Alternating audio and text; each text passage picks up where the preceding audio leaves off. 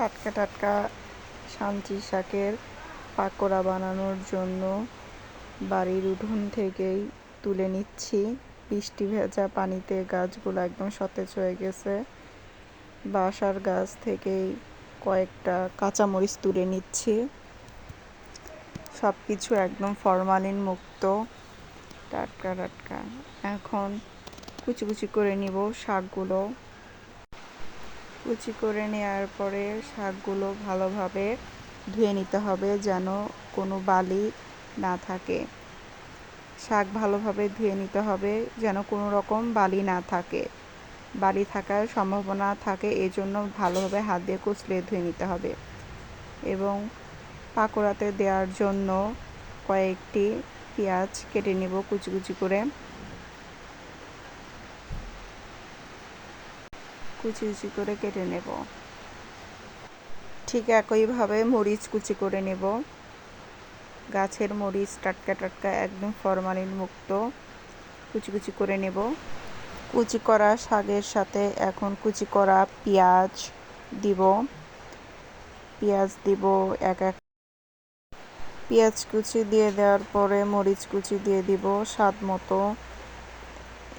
অল্প একটু হলুদ দিব, বেশি পরিমাণে না। একটু মরিচের গুঁড়ো দিব কালার সুন্দর হওয়ার জন্য। একটু কালো জিরা দিব টেস্ট বাড়ানোর জন্য। কালো জিরা দাঁতের নিচে পড়লে অনেক মজা লাগে।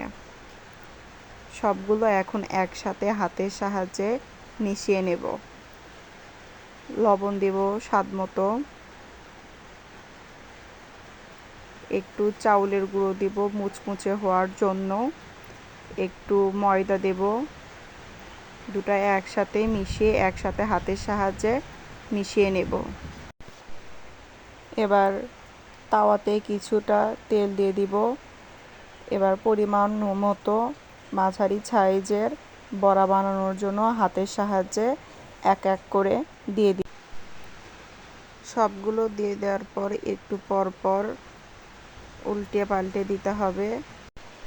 এক পিঠ ভালোভাবে হয়ে আসার পর এক এক করে অন্য পিঠে আমরা উল্টিয়ে দিব।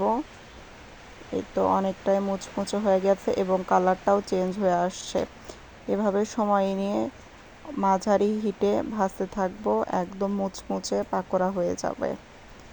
শাকের পাকোড়া মূলত মুচমুচে হলেই মজা লাগে।